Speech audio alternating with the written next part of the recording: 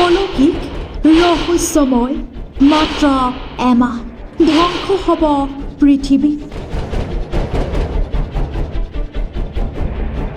সমাপ্তি ঘটিব সনাতনী ধৰ্মৰ। হিন্দু ধৰ্মৰ নিশেষৰ ইংগিত। কোনো প্ৰসংগ জগন্নাথ মন্দিৰ।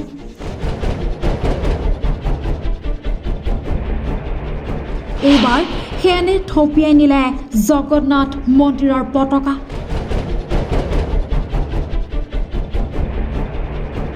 এয়া বাৰু অশনি সংকেত নেকি? উৰিষ্যাৰ পৰিস্থিত ভগৱান জগন্নাথ মন্দিৰৰ এটা চাঞ্চল্যকৰ ভিডিঅ'ই ছ'চিয়েল মিডিয়াত ভাইৰেল হৈ পৰিছে, য'ত এটা ডাঙৰ চৰাই নখত পতাকা লৈ উৰি থকা দেখা পোৱা গৈছে। অৱশ্যে ভিডিঅ'টোত মন্দিৰৰ ওপৰত পতাকা উৰুৱাই থকা দেখা গৈছে। এই ভিডিঅ'টোৰ পাছতে এতিয়া ৰাইজৰ মাজত বিশ্বাস, ৰহস্য আৰু শংকাই দেখা দিছে। এই ঘটনাক মানুহে বহু দৃষ্টিকোণৰ পৰা ৰহস্যময় আৰু দৃষ্টি আকৰ্ষণকাৰী বুলিও অভিহিত কৰিছে। ছ'চিয়েল মিডিয়াত ভাইৰেল হৈ পৰা এই ভিডিঅ'টোত মন্দিৰৰ পতাকা নখেৰে খামুচি শৃংগটোৰ চাৰিওফালে উৰি ফুৰা এটা ঈগল দেখা গৈছে। সেইটোৱে বহু প্ৰশ্নৰ ইতিমধ্যে জন্ম দিছে। মানুহে ইয়াক ভাল আৰু বেয়া সংখ্যা হিচাপে আৰু ভৱিষ্যতৰ প্ৰতি এক ভয়ৰ সংকেত হিচাপে ব্যাখ্যা কৰিছে।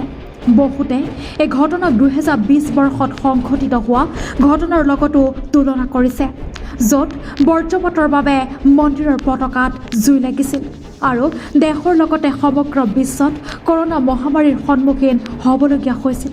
ভাইৰেল ভিডিঅ'টোত চৰাইটো জগন্নাথ মন্দিৰৰ ওপৰেৰে ঘূৰি ফুৰা দেখা গৈছে। পতাকাখন নখত খামুচি আছে চৰাইটোৱে। পতাকালৈ শৃংগটোৰ চাৰিওফালে ঘূৰি ফুৰা দেখা গৈছে চৰাইটো। উল্লেখযোগ্য যে জগন্নাথ মন্দিৰৰ ওপৰত উৰি থকা পতাকাখনে বিজ্ঞানৰ সাধাৰণ নিয়মক প্ৰত্যাহ্বান জনাইছে। সাধাৰণতে বতাহ বলি থকা দিশত পতাকা উৰি থাকে, কিন্তু জগন্নাথ মন্দিৰত ইয়াৰ বিপৰীত দৃশ্য।